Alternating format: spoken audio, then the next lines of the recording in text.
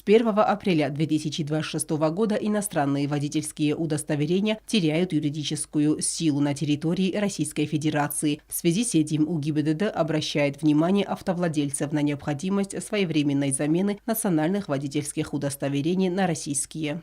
Процедура обмена проста. Необходимо представить паспорт гражданина Российской Федерации или вид на жительство, внутренний паспорт гражданина Республики Южная Осетия и действительное водительское удостоверение УГИБДД МВД Республики Южная Осетия. Для получения российского водительского удостоверения гражданам Южной Осетии не нужно сдавать экзамен, проходить обязательное медицинское освидетельствование и оплачивать госпошлину. Замена водительских прав осуществляется на основании указа президента Российской Федерации Владимира Путина. Необходимо обратиться в пункт обмена водительских удостоверений в здании управления вневедомственной охраны, которое расположено по адресу город Цхинвал, микрорайон Московский, улица Цхавребова, 1А. Пункт выдачи работает с 9 часов до 6 часов вечера, кроме воскресенья. Граждане республики, которые сегодня подавали документы, выразили благодарность за предоставленную возможность, не выезжая за пределы республики, на месте получить российские водительские удостоверения.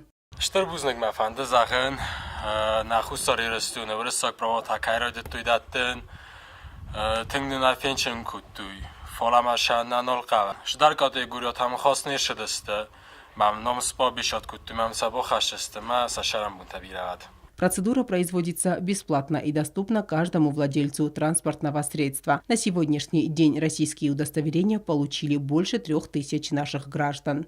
Алена Аутаева, Альдина Чихоева, Зарима Арсоева. Информационный выпуск сегодня.